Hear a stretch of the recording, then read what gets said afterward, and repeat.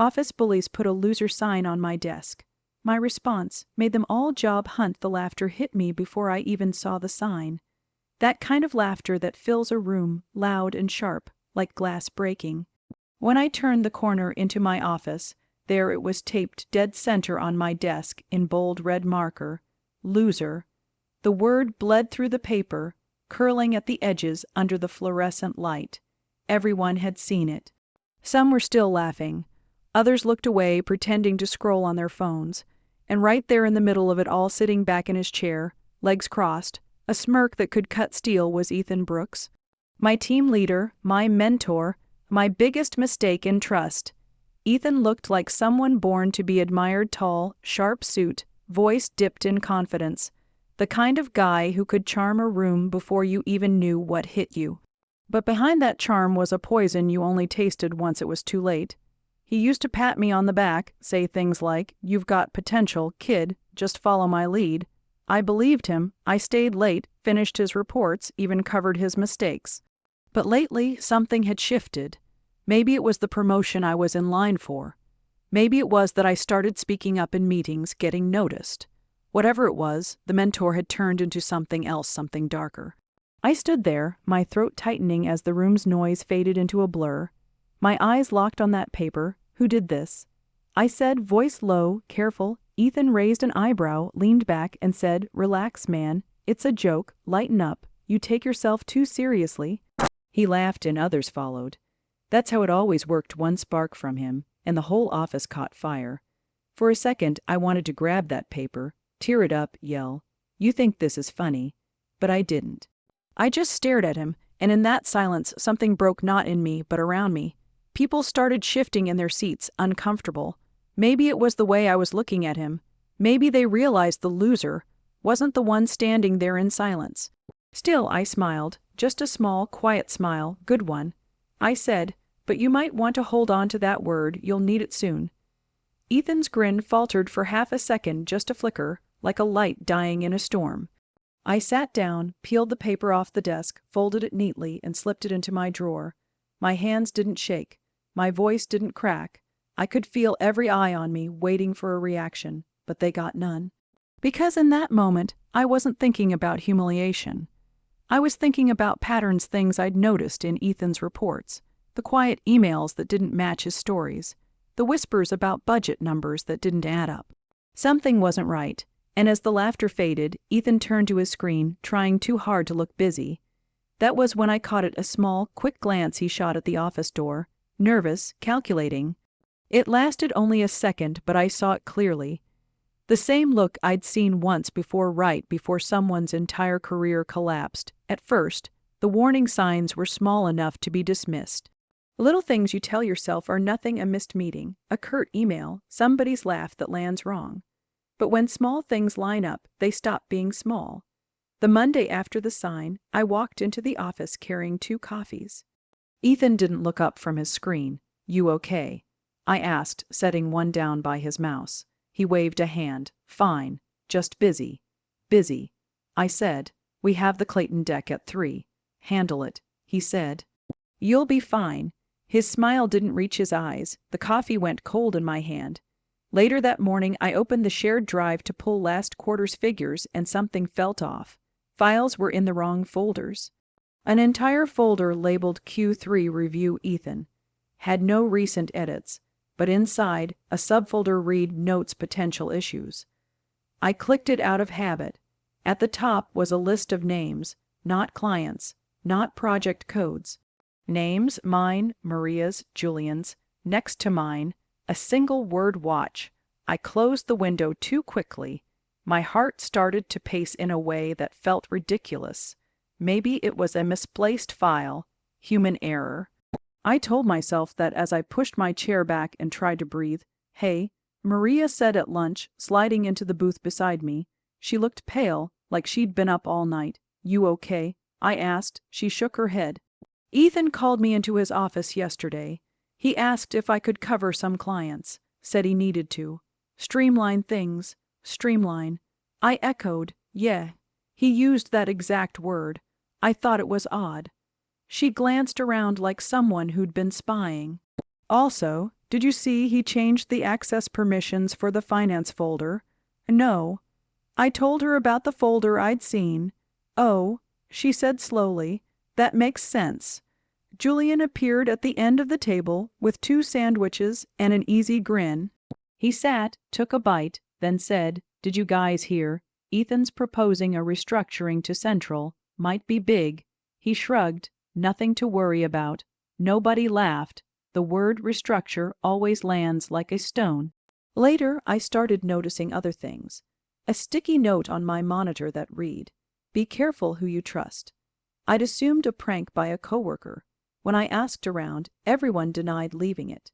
No cameras in that corner. The front desk swore no one had come by. Ethan's behavior changed in smaller, weirder ways. He started showing up to my desk to check on work, even when he wasn't scheduled to. He'd hover while I typed, offering tiny corrections that fixed nothing. Once his hand brushed my shoulder in a casual way that sent a cold pulse through my bones. One afternoon, I found an email in my inbox from HR marked for your attention. It was short and formal. Please review attached timesheets and confirm any discrepancies by EOD. I opened the attachment. My name was on a sheet with hours I hadn't logged. An overtime claim I never submitted.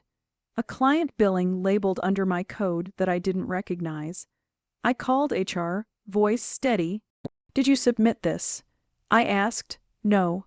She said immediately, "These came through from the finance team. Can you pull who uploaded them?" There was a pause. "Let me check." When she came back on the line, she used words that made my stomach drop. "It was uploaded from Ethan's workstation." "Ethan?" I said, "Are you sure?" "He was signed in under his credentials." She said, "But the IP address shows a remote sign in." "Remote sign in? From where?" To whom the questions multiplied. I found myself looking for patterns where there might be none. My calendar invites were being moved. My morning Slack messages sometimes vanished. Once, a draft email I'd been composing to the director about a discrepancy in the budge. It was gone from my sent items, but the subject line remained in my outbox with a timestamp that matched when I'd been in the bathroom. Strange. I told Julian later that day, trying to make it casual. My draft disappeared. Outbox shows it as sent. Julian raised an eyebrow. Weird. "You think Ethan's behind this?" I asked. He hesitated, then said, "I don't know. He's protective of his area, maybe too protective." "Protective how?" "Like a hawk," he said. "Too many closed door meetings. He's always asking who's working on what. Last week he asked me, point blank, if I saw you in the finance system. You told him. I said I didn't." Short, clipped exchanges. That's how you gauge people, how much they're willing to risk with a name on their lips. Everyone had a version of the same answer. "I don't know, I didn't see anything, he called a meeting." Not outright lies, but evasions. A comfort in silence, I started keeping a small notebook under my keyboard. Little entries, time, sheet issue 3/12, deleted draft 3/14, Ethan remote login 3/15. The list read like a slow building case file, more unnerving than comforting. One morning on my way in, the receptionist whispered, "There was a package dropped off for you last night." "For me?" I asked, confused. I'd been working late, but I hadn't ordered anything. She handed me a plain manila envelope. Inside was a single photo, the desk with the loser sign, but taken from across the room, the angle showing the doorway. Someone had taken a picture of that morning. Someone had been watching. Underneath the photo, in small, neat handwriting, maybe it was a joke. Maybe it wasn't. My thumb ran over the ink. The photo should have answered nothing, but it answered everything. Not only had the sign been placed, it had been staged and documented. I sat at my desk and stared at the image until the paper blurred. My mind traced back to Ethan's smirk, his flicker of fear when I mentioned the word. Had he planned the humiliation, or had someone else planned it to look like him? "Hey," Maria said at my cubicle, voice low. "You should be careful. I got a text from an unknown number last night. It said, 'Watch your back or don't.' "Who was it?" I asked. She shrugged. "No name, just a number. It's probably a prank." We both knew when a prank wears the same face as a threat. That afternoon, I decided to look for more concrete proof. I opened the shared drive again and scrolled through permissions. A folder that had been public last week now showed restricted access. My access request read "Denied by Ethan Brooks." There it was, a name on a digital stamp, a barrier. I clicked on the folder metadata until a line popped up I hadn't noticed. Created 2/27 by System Admin, modified by Ebrooks 3/10. I stared at the date 3/10. A week before the sign, in the corner of my screen, a notification pinged. An email preview from an internal mailing list. Subject: Team Restructuring Proposal. My hands were steady as I opened it. The attachment was short, full of corporate jargon. But there, in a table under the heading Potential Restructuring Candidates, a column listed names and priorities. My name sat in priority 1 column. Beside it, a note: Transition to new role pending recommend removal if performance dip. I read that last line twice.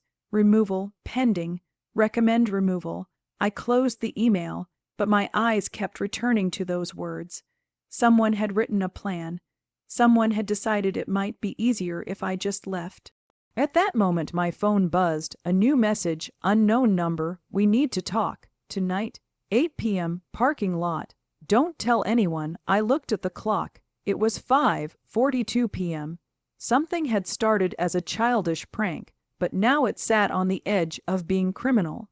The soft, simmering haze of office politics had hardened into an outline of something much sharper. I picked up the photo again. Ethan's face flashed in my memory, the half-second of worry when I'd threatened to hold on to the word. That flicker made my scalp tighten. I stood, slid the photo into my pocket, and walked to Ethan's office. The door was closed. Through the frosted glass I could see the shape of him moving, the silhouette of his profile. My hand hovered over the doorknob. Then his phone lit up on his desk. A name flashed on the screen. It wasn't a name I recognized, but the message preview beneath it read, "Bring the list. Phase 1 tonight." My fingers tightened. I left the handle and walked back to my desk. For the first time since the sign, I felt the room tilt like walking on a bridge where one plank is missing. I had more questions than evidence. I had threats and anonymous notes in a folder that suggested I was the target of something methodical, and someone wanted to meet me tonight in the parking lot. I sat down, hands trembling slightly now, and opened my notebook. I wrote plain and steady, "Tonight, parking lot, unknown number, Ethan connected." Then I added one more line, the one that made my stomach drop. "If this is more than a joke, I don't have time." The page stared back at me. The office hummed around the sentence. Outside, the sun slid toward the horizon like it wanted to leave early. I didn't yet know who was betraying whom, but I knew one thing clearly: the loser sign had been only the opening act. And under that, in a folder I didn't remember creating, a single spreadsheet listed names, mine at the top with a column titled Phase 1. I closed the laptop and stood up. Tonight, I would go to the parking lot. The parking lot smelled like cold metal and diesel. My breath fogged in front of me, and the fluorescent lights over the lot made the pavement look cheap and gray. I should have been shaking. Instead, I walked like someone moving toward a decision he had already made. A figure stepped out from behind a delivery van. Julian. His jacket hung loose. He looked smaller than he did in the office. Under his arm he carried a manila folder, edges worn, the kind you see in old legal dramas. He kept his head down until I was close. "You came," he said. "You sent the message." I replied. He nodded. "I'm sorry." A single word felt too small for everything that had happened. I had expected deception. I had not expected apology. "You going to tell me who planted the sign?" I asked. Julian exhaled, like the breath had been held for a long time. "No, not exactly, but I can show you everything." He handed me the folder. Inside were printouts, screenshots, timestamps, email threads. At the top, a line of an internal email that slapped me harder than the loser sign ever did. From Mailto, Ebrooks at Company. Com to, mail to, Julian at company. Com subject, upload to Imran's code. Body, use Imran's billing code for these client hours. Make sure they look like routine overages. We will move funds into temp account. HR will process the adjustments under Imran's name. No questions. My throat tightened. I read it twice, 3 times. The letters blurred, then came back into focus. The signature was his. The timestamp matched the night, the time. Sheets had been uploaded from Ethan's workstation. Why would you do this? I said, voice thin. Julian closed his eyes. He said if I didn't, he'd make sure I was the next one on a list. He said he could ruin Maria, ruin my freelance gigs. He said he could bury us. You didn't ask for help, I asked. I tried. He looked up. I went to Maria first, I told her. She said she would talk to HR, but then she froze. She kept saying, we can't go against Ethan. He's untouchable. He started giving her clients. He whispered things in her ear. He made it feel like protection, like favor. She was scared. A sharp, bright anger rose in me, quick and hot. Not for the prank, for the calculation. For the way someone could weaponize someone else's fear to weaponize a career. Where's the ledger? I asked. Julian flipped the pages. There it was, a PDF printout of a banking statement of a vendor account, anonymous at first. Columns of numbers that at a glance looked like normal transactions. But one line had a note, transfer to temp account. CQ3 adjustments. That temp account led to a shell company registered under a little-used vendor name. I followed the trail on the printouts. The money that should have gone to clients had been rerouted. And the internal notes matched the billing codes assigned to me. You framed me, I said. The words felt foreign in my mouth, like naming a thing that had been simmering for weeks. The car park seemed to tilt. You set up the time sheets. You uploaded the hours under my code. You staged the humiliation. Julian's mouth trembled. It wasn't just me. Ethan orchestrated the whole thing. He told Maria to act casual. He told HR false alarms about compliance. He created a trail that led directly to you. How do you have all this? My voice rose. How did you get it? He swallowed. I copied it last week, before they locked me out. He tapped the folder. I'm quitting after this. I can't keep lying.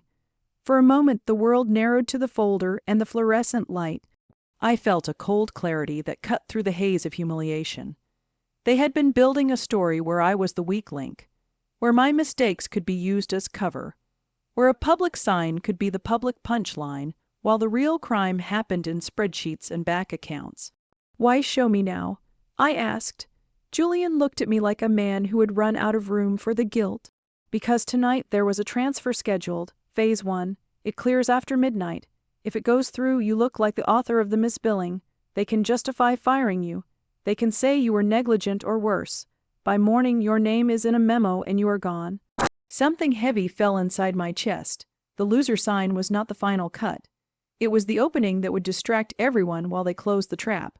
I thought about walking away, about calling the director, about HR, about lawyers.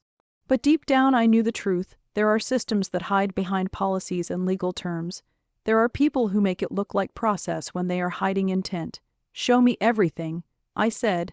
We went back to my place because it was safer than the office. We set the printouts on the kitchen table and combed through the emails. Julian produced a phone. He scrolled. There it was. A thread on a corporate chat app where Ethan had messaged a user with a puppet account. He'd written, confirm time. Sheet uploads under him ran, clean the trail tonight. Attached were screenshots of HR confirmations. I felt the room tilt again. The proof sat in my hands like a cold, small animal. It could be dismissed. It could be traced. It could be undeniable. I wanted to cry. I wanted to scream. Instead, I sat very still and listened to the sound of the refrigerator humming like a metronome measuring time. Did Maria know? I asked. Julian hesitated. She knew pieces. She said she was scared he'd cut her hours. She took a bonus from him once. She said she could not see a way out. The betrayal widened its shape. It was not only Ethan who had turned. It was the system that let him wield people. It was the colleagues who preferred comfort to confrontation. It was the HR lines that folded neatly into his plan. I thought of the loser sign on my desk. The red marker bleeding through, the laughter like glass breaking. They had performed cruelty while building a financial crime worth hiding. The sign was showmanship. The ledger was the crime. "You have enough to take this down," Julian said. "We go to the director with this. We show him the emails, the bank trails, the remote login logs. He can't ignore it." "And if he does?" I asked. "I'll go to the regulator." Julian said, "I'll go public. I'll ruin him. I don't want that, but I will." Something achingly small and human rose inside me then. It was not revenge. It was the thought of what else Ethan might do if he felt cornered. He had already shown a taste for escalation. I stood and walked to the window. The city lights were pinpricks. People were leaving work, heading home, unaware of an office that had been rigged like a stage. I could imagine the memo being written, the words prepared. A human life reduced to a line in a corporate spreadsheet. A career clean from the books. I turned back to Julian. "We need undeniable proof of him moving the funds, not just instructions. A transfer trail to his account, then to the shell." Julian nodded. He tapped the folder. "The transfer log is here. It's scheduled for tonight. If it clears, they can say the money was misallocated by you."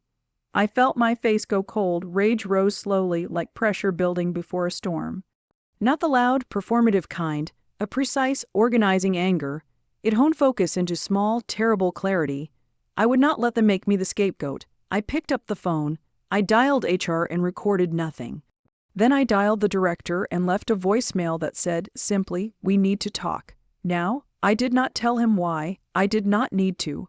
The weight of the folder in Julian's hand said enough. Julian stood. "You should go tomorrow and tell Maria you know." "No." I said it sharply. "Not yet." He looked surprised. She might be complicit. She might panic. "We go together or not at all. If she gets any warning, she will move the ledger. We need her on the record now." Julian swallowed. "Okay." I felt a quiet settle over me. The humiliation was still raw. The sign still existed in my drawer, but now it felt different. It felt like a trigger someone had pulled because they knew I would look away while they did the real work. "Get some sleep," Julian said. "Tomorrow we move." I lay awake until the sun touched the morning. I thought about the people who had laughed and the people who had lied. I thought about the way Ethan had looked when I peeled the paper off the desk and folded it into my drawer. That half-second of fear had been an arrow pointing at something bigger. I had been bait. The real attack had been designed to look like an accident. On my way into the office the next morning, I stopped at the receptionist. I handed her a copy of the folder and asked her to place it on the director's desk if he was unavailable. Her face registered mild surprise and something else, sympathy. She asked no questions. When I reached Ethan's office, the door was open. He was there, hands folded on the desk like a man who already owned the scene. He looked at me with that same cool precision as always. "You look tired," he said. "Rough night." I walked to his desk and laid the folder down so that the printouts splayed like evidence in a case. He stared at them for a moment. Then he looked up at me, slow, like a man measuring how much of a performance to give. "You're making a mistake," he said. I smiled, somewhere between a laugh and a snarl.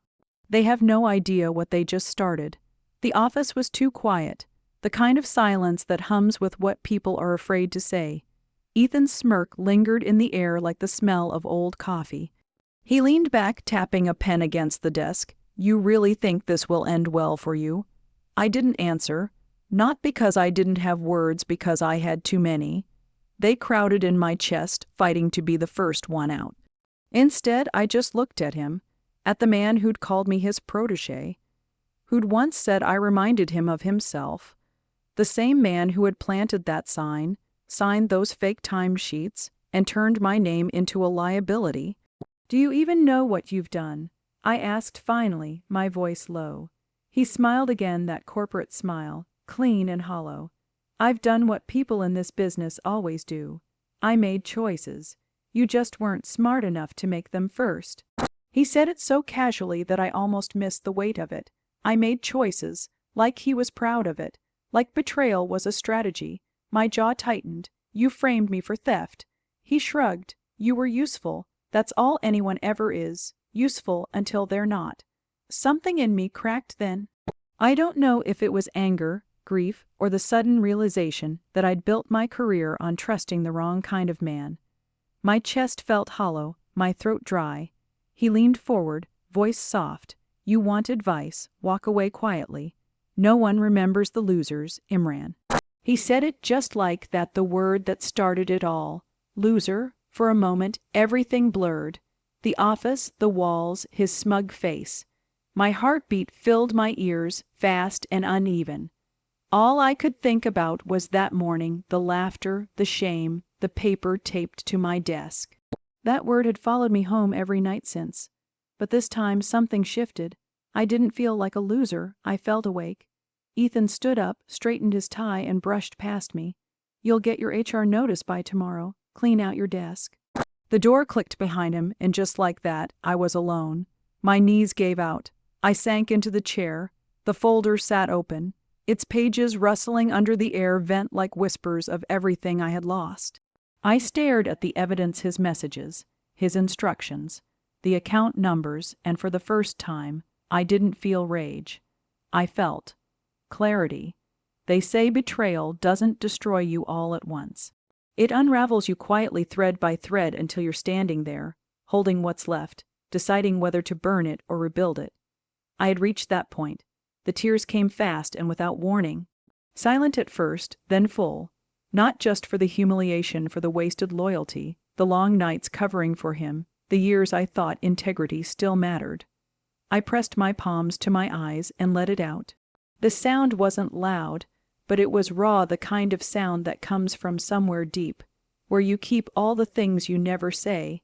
And then, through that blur, something caught my eye. A framed photo on his shelf.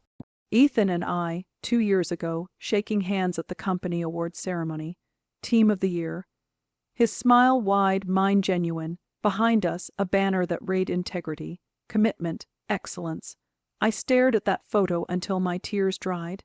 That was the moment it hit me, the defining moment. He had taught me everything. How to work, how to lead, how to handle pressure. He had also, unknowingly, taught me how to destroy someone like him. I stood up slowly. My reflection in the glass door looked different, eyes darker, sharper, not broken anymore, just focused. I walked to my desk. People pretended not to stare, but they did. The whispers were softer now, but they carried the same weight. He's done. He's finished. I sat down and opened my drawer. The loser sign was still there, folded neatly. I unfolded it and stared at it one last time. Then I tore it in half. The sound was soft, but it felt like thunder in my chest. Maria approached my desk. I heard. She said quietly, "He's saying you fabricated everything, that you hacked into the system." I looked up at her. "And you believe that?" Her lips parted. I don't know what to believe. I leaned forward, my voice low. "Then believe this, I'm not done." She looked at me like she didn't recognize the person sitting there. Maybe she didn't, because something inside me had shifted, the exhaustion had turned to precision. When she left, I opened a blank document. My hand stopped shaking. I started writing every detail, dates, transactions, conversations, even the time stamps from Julian's screenshots. I compiled everything, referenced the bank logs with Ethan's calendar. Each click of the keyboard felt like a pulse. Every sentence was a nail in the coffin he built for me, except now I was the one holding the hammer. It wasn't about saving my job anymore. It was about something deeper. It was about reclaiming the part of myself that he tried to bury under humiliation. When I finished, I saved 3 copies, one on a flash drive, one on the cloud, and one sent to my personal email with the subject line, "Insurance." Then I opened Ethan's calendar.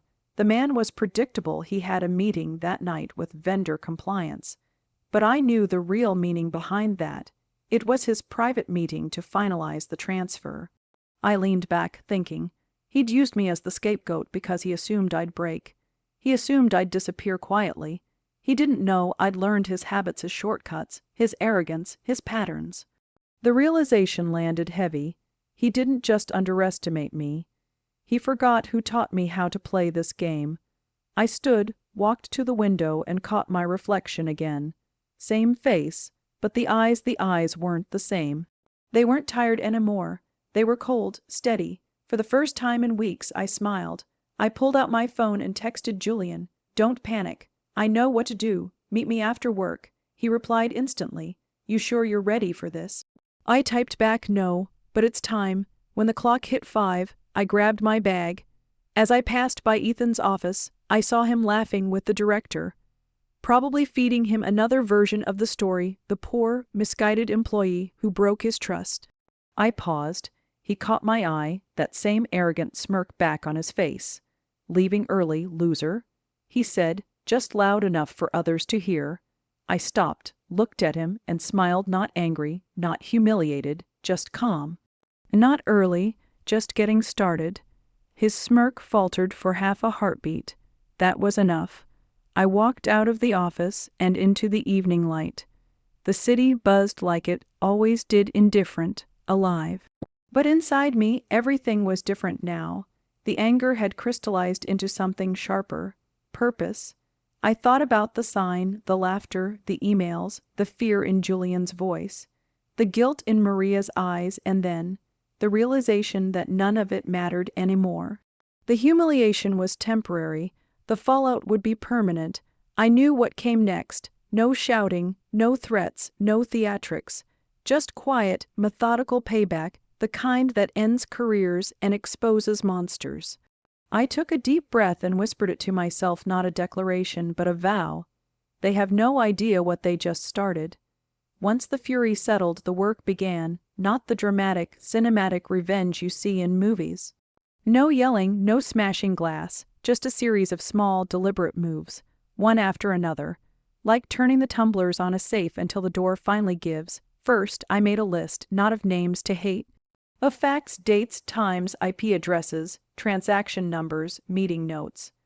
I converted everything we had into a timeline. Julian sat across from me, chewing a pen, and watched me arrange the pile like a surgeon preparing instruments. "We can't rush this," I said. "If we do anything sloppy, they bury it, or they blame us for tampering."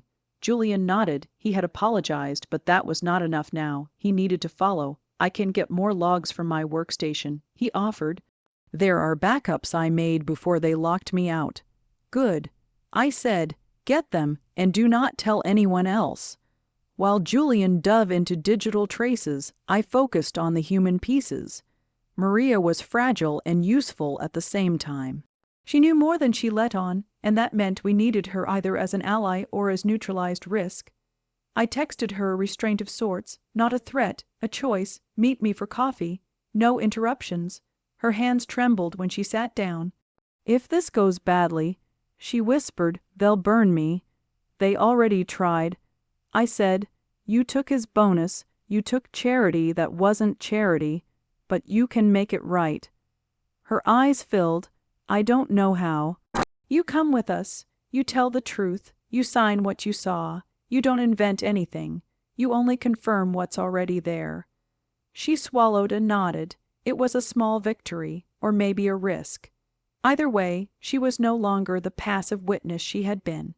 Parallel to our quiet canvassing, Ethan moved like a man who believed himself untouchable. He changed his suit, smiled in meetings, and played the generous mentor for cameras. He gave the director a neatly worded briefing on misallocated resources and isolated compliance anomalies. He praised the team in front of junior staff and stayed late, pretending to be the last line of defense. His arrogance looked larger in the fluorescent light. That arrogance was the one soft thing we could press. I spent my afternoons building redundancy. Copies of the folder were made and hidden in 3 places. A cloud account that used 2-factor authentication tied to an old email he didn't know I could access. A flash drive encrypted and sealed in a safety deposit box, and a hard copy returned to the receptionist with instructions to leave it on the director's desk if he was out. Nothing dramatic, just layers. Julian dug deeper. He found a pattern in Ethan's remote sign-ins. The timestamps matched a coffee shop 2 blocks away and a VPN node that belonged to a vendor Ethan frequently mentioned. It wasn't incriminating on its own, but tied to the billing codes, the fake vendor shell, and the email instructions. The pattern formed a trail. We created a simple script to map those timestamps against the transaction approvals. It was dry and ugly, but it spoke in a language the director and auditors could not ignore: correlation. Julian ran it 3 times to make sure there were no errors. He was pale when he handed me the printout. That night, I tested the human links. I called the compliance officer under the pretext of a training request and asked casual questions about policy and thresholds. I listened to how she answered. If she was someone who could be shamed into silence, we needed another route. She was procedural and careful, but I could hear how the system folded easily under plausible deniability. So we prepared the outside option. I contacted a journalist I'd once worked with on a small community piece, someone who still had the patience to check facts. I didn't send everything. I sent enough to make the journalist curious and skeptical in equal measure. A teaser with evidence would prompt due diligence. If the paper took the bait, Ethan would not be able to control the narrative as easily. Close calls were inevitable. Once I almost exposed myself by forwarding an encrypted file to my personal email on a public workstation. The cursor hovered over the send button, and for a second I saw Ethan in the corner of the room talking to the director. I froze, closed the laptop, and walked out with a coffee I did not drink. The near miss tightened my chest. One mistake could flip everything. Another near reveal came from Maria.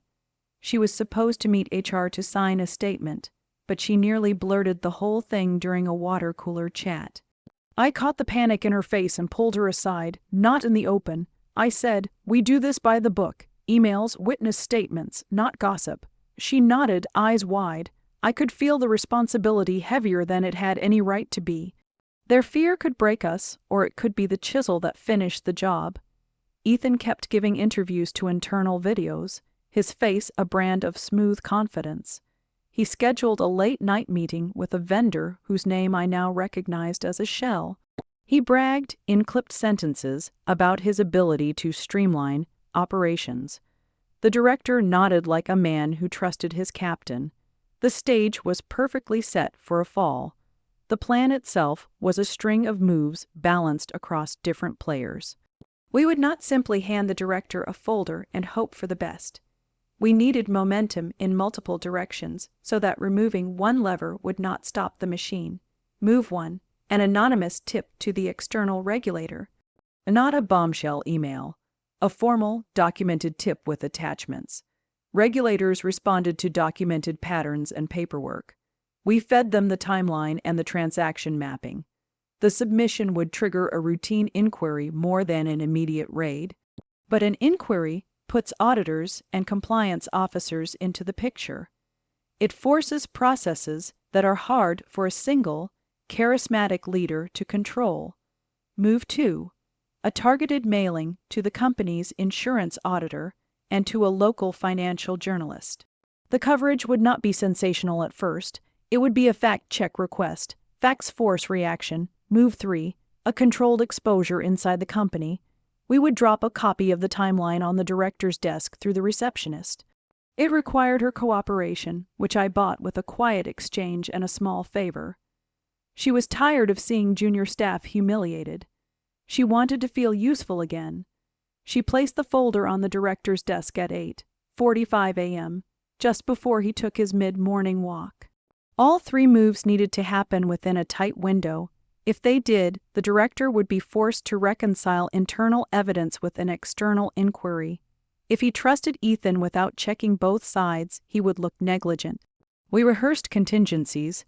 If the director called Ethan first, we would have Maria on stand, by to request a meeting and force a recorded statement. If the director ignored the folder, the regulator would still be nudged to act after receiving our formal tip. If the journalist tried to go public too soon, we would withhold certain proofs until legal counsel could be looped in. On the day of action, I woke early and went through the checklist like a pilot running pre-flight. Julian texted status updates. Maria confirmed she would be in HR at 9. The receptionist promised she would place the folder if the director stepped out. New reveals tightened the scene. At 8:40, the director walked into the office early. He made a beeline for the coffee machine. The receptionist, flustered, tucked the folder into a stack of memos. For a moment I thought the whole thing had been swallowed. I watched Ethan glide in, all smiles, and saw his eyes flick toward the stack where the folder hid like a heartbeat. I wanted to move. My fingers ached to reach for the stack and yank it into the open, but I sat still, breathing slowly, because that was the point. If he saw it, he would react. If he reacted, he would make the mistake. Then the director stepped out to make a call. The receptionist seized the moment and slipped the folder onto his desk. I exhaled without realizing I had been holding my breath. At 9:12, the regulator logged the tip. An automated response pinged back to the anonymous account we used. It was procedural and cold. Receipt acknowledged, case number assigned. The sound of the email notification felt like the first domino falling. Across the room, Ethan laughed at something and clapped the director on the back, confident. His phone buzzed, he read a message and smiled. If he had any inkling of what was coming, he hid it well. I checked my watch. The journalist replied that they had received the teaser and would look into it. Julian sent the transfer mapping with a note. Watch the accounts tonight. We had started the machine. The folder sat on the director's desk. The regulator had our tip. The journalist was curious. We had prepared witnesses, and somewhere, in a server room or a private inbox, somebody was about to notice the auditors asking questions. I sat back, hands clenched, and felt my pulse settle into something like purpose. Then my phone vibrated. An unknown number, a short message, "Stop now or it gets worse for you." I stared at the screen. The calm that had built was thin as a sheet of paper. I typed one reply. I did not send it. We had made the first move. The rest of the game was about to reveal itself. Outside, the city carried on as if nothing had changed. Inside, the air felt charged, like the moment before thunder breaks. The first domino had fallen. The question now was which domino would break the rest. The morning opened like a held breath releasing. It didn't explode. It unfolded quietly, precisely the way we'd planned until it didn't. The slow machine we'd set in motion hit enough loose gears to turn into a roar. At 9:05, the director arrived at his desk and found the folder. He cleared his throat, picked up the first page, then the second. The office hummed around him, printers, keystrokes, a distant phone on hold, but the pages in his hands sounded louder than everything. His face paled under the fluorescent light. Across the room, Ethan noticed the change in the room's temperature before the words ever reached anyone's ears. He watched the director's mouth tighten, the pupils contract. He tilted his head, confident at first, then uncertain like a man hearing a rumor about his own death. The director called HR and asked for an immediate meeting. The receptionist placed a cup of coffee beside his phone and walked away with hands that trembled a little. My palms were steady. My breath was a metronome. At 9:22, an email from the regulator pinged into the director's inbox with a case number and a request for preliminary documentation. It was polite and bureaucratic and merciless. The director read it, then reread the folder, then read the email again. "Ethan," he said, voice low, controlled, "can you come to my office?" Ethan's walkover was the same slow, patronizing saunter he always used when he knew he owned a room. He pushed the door open with a smile that was a practice thing. "Yes, sir," he said, palms out like he was offering a gift. The director didn't look at the smile. He set the folder on his desk and tapped the page where the transfer schedules were printed. "Explain this." For a second Ethan's mouth went dry. He cleared his throat and gave them the speech about compliance anomalies, about an employee who had made a mistake, a rogue contractor, anything to move the focus away from him. His voice was confident, the cadence rehearsed. Then Julian stepped forward. He held a USB in his hand like a confession. "Those are the logs from Ethan's workstation," he said. "Remote sign-ins, timestamps, scripts. These show the transfers and the vendor routing. You can't prove it." Ethan said, a thread of panic in the edges. Julian smiled small, controlled. "We can. We already sent a copy to the regulator. We've given a timeline to a financial journalist, and to the company's insurance auditor. We provided the bank transfer logs. There are confirmations on this drive. The director looked at the drive, then at Ethan. We'll have IT verify. HR will pause all actions until the audit completes. Ethan's eyes flicked to me, the only person who hadn't spoken. His expression hardened. This is ridiculous, he said. Imran, are you telling me this is your doing? You orchestrated this? I felt something low and cold settle in my chest. I didn't orchestrate anything, I said. I found evidence. I gave it to people who have authority to act. He laughed, then, a thin sound. You think the regulator will jump on a file you send? You think a journalist will take this without proof? The journalist's phone buzzed on the receptionist's desk. The reporter had come in person, a polite, furrowed brow woman who asked for the director. She'd been given enough material to start. She'd promised discretion, but she'd also promised to follow any trail. That phone on the desk was a live wire. The director's face was now a map of decisions. IT, audit, HR, he said. No one leaves the floor until we understand this. Ethan's composure cracked. He tried to charm, to redirect. He called witnesses, demanded immediate access to bank records, invoked client confidentiality like a shield. But the smart, slow pieces we'd placed were already in the hands of people who didn't answer to him. In the beside office, HR unrolled the time, stamped screenshots, and compared them with the payment trails. A compliance officer who had once smiled politely at Ethan's mentor narratives looked up with a face suddenly lined and serious. Ethan, we need you to come with us to ID, she said. The words were soft but final. He opened his mouth, then closed it. The room's sound dried into a brittle silence. Staff watched, phones forgotten. This was the moment the stage shifted from public humiliation to real consequence. The loser sign had been performance. This was proof. Ethan's fingers trembled when he tried to touch the folder. He pulled his hand back as if the pages had burned him. You used me, I said, low enough that only a few heard. You used everyone. He looked at me, then not with the practiced detachment but with a naked, animal fear. For the first time, the man who sold mentorship as currency looked small, exposed. He was escorted to IT. The clicks of the door sounded like a verdict. People who had once laughed from the corners of meetings looked away, mouths tight. Maria stayed at her desk with hands folded, eyes red. Julian held my gaze for a second and nodded like someone committing a small, private victory to memory. Outside the director's office, Ethan tried to speak.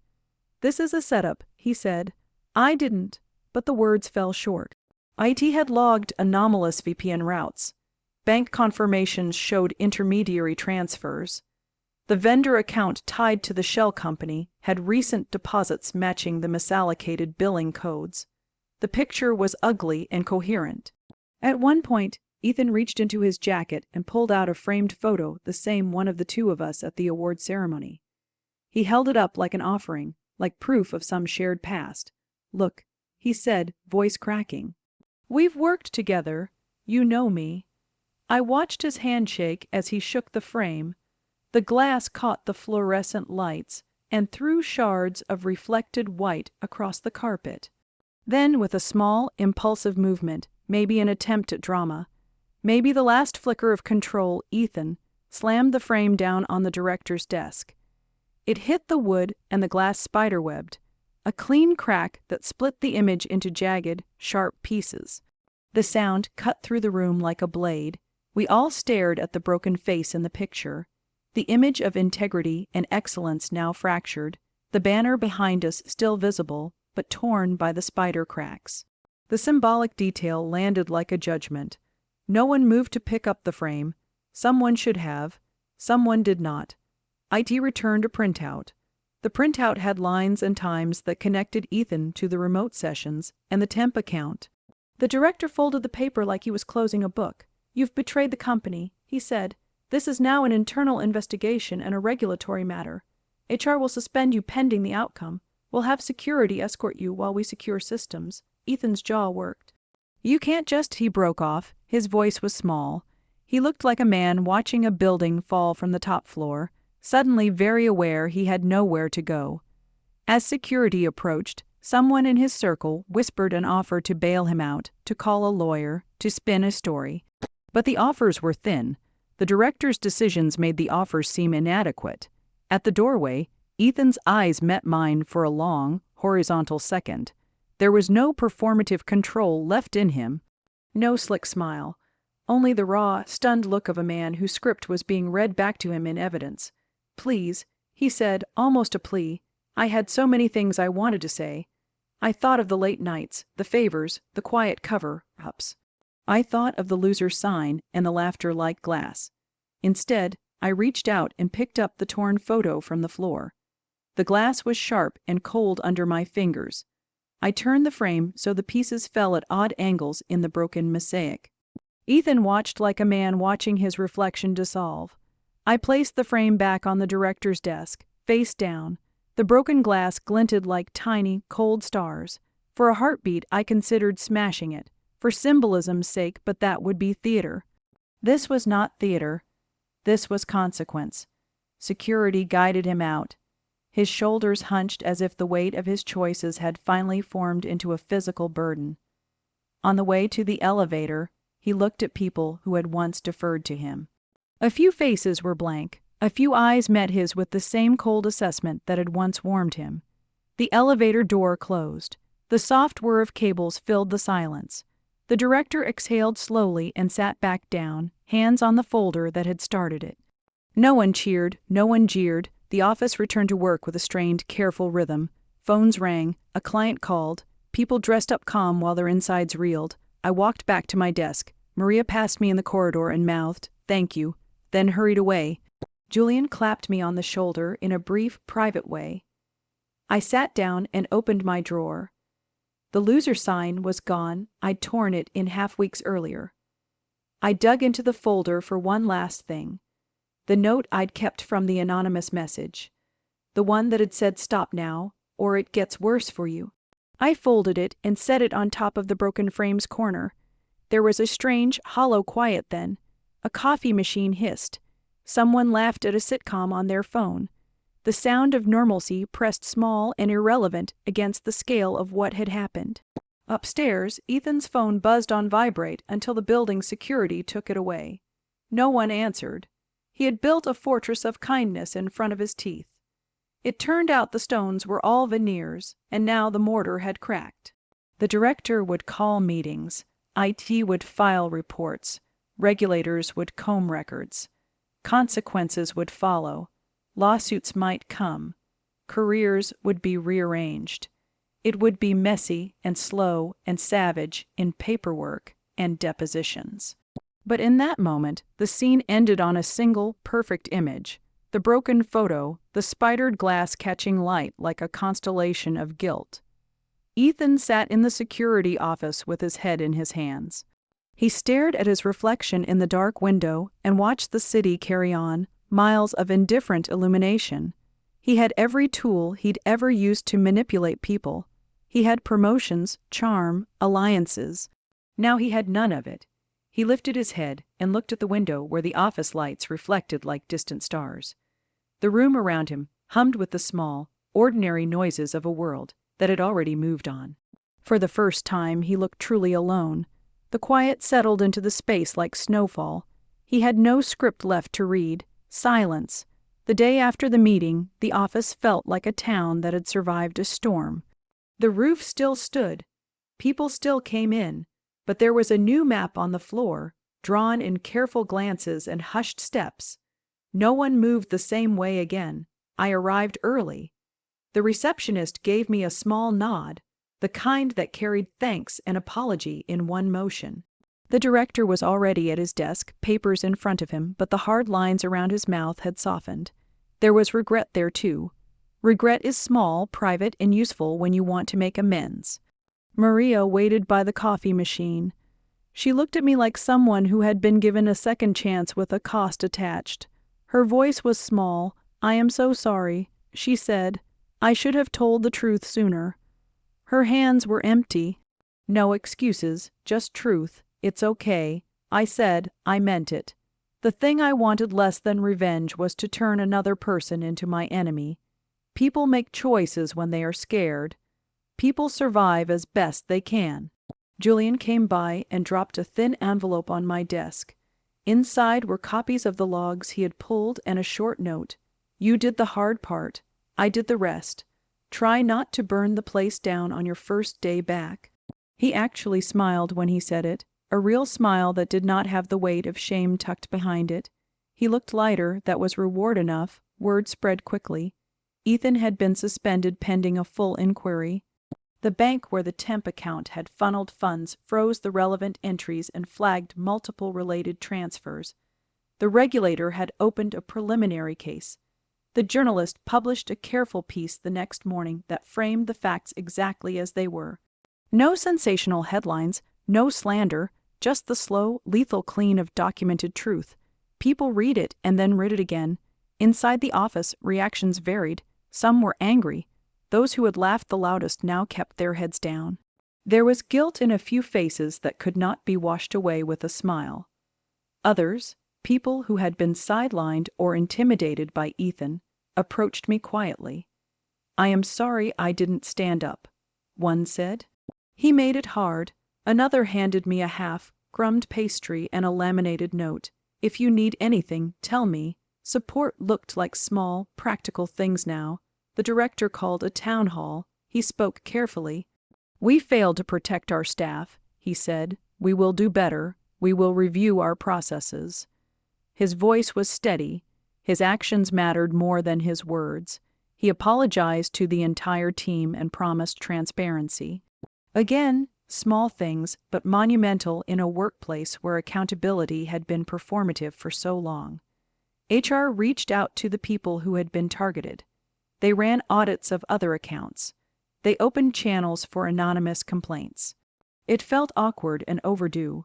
Systems do not change overnight, but they do change when exposed to light. The exposure had that effect. It was less cinematic than I imagined and more effective.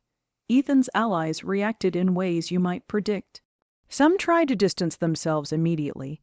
A few came by with thin offers to help, as if they had not been complicit in silence. One man, who used to laugh the loudest at meetings, avoided my eye. Another pretended busyness and then quit 2 weeks later. The resignation emails were polite. The resumes went out. People who once felt invincible updated their LinkedIn profiles at 2 in the morning. There were those who felt guilt so deep it showed in small, clumsy ways. The receptionist, who had once handed out the jokes by default, left me a note that read, "I should have done more. I am sorry." She stayed on. She later told the director she wanted to help create a safer reporting system. She became the quiet architect of small, meaningful reforms. The immediate threat of losing my job faded with each verified log, each printed bank record, each corroborated testimony. The company offered me a meeting to discuss reinstatement. They wanted to paint it as a gesture of repair. I listened. I appreciated the gesture and took my time responding. I had lost more than a role for a few weeks. I had lost trust in how the company had been run. Rebuilding that would take more than a memo. People asked me, in the days after, what I had felt in the moment Ethan was led away. Rage, they expected. Triumph, they hoped. The honest answer was quieter. I felt relief first. Relief that evidence mattered. Relief that truth, however late, had weight. Then a slow, steady sorrow rolled in. I mourned for the colleagues who had been weaponized. I mourned for the moments I had wasted hoping for loyalty where there had been calculation. I mourned because human cruelty is often mundane. It hides in spreadsheets and meeting minutes, not just in shouted betrayals. And then something like peace arrived. It was not cinematic. It was a small, centered thing.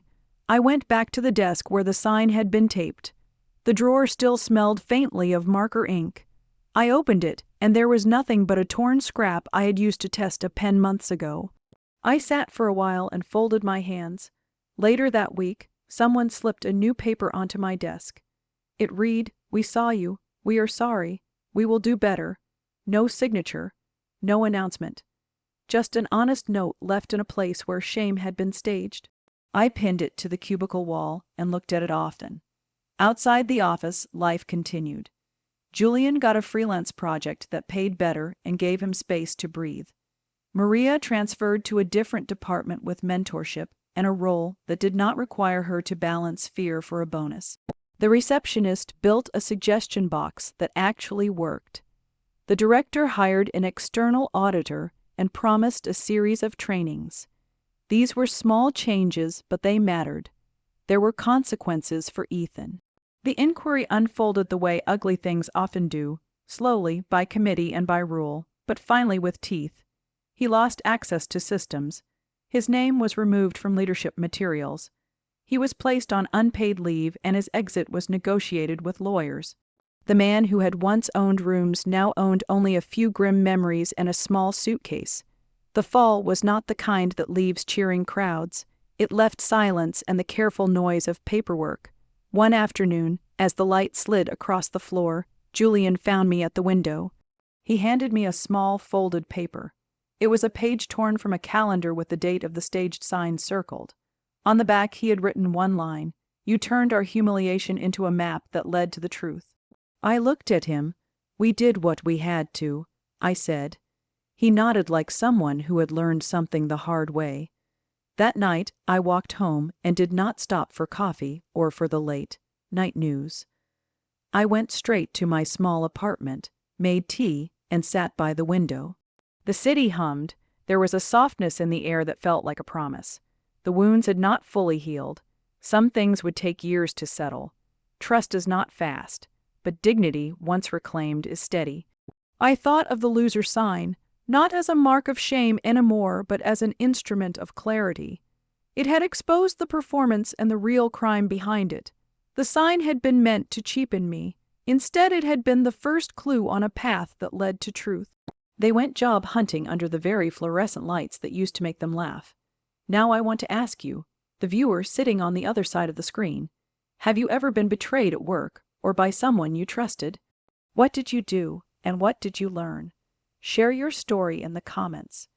Your experience might be the map someone else needs to find the truth.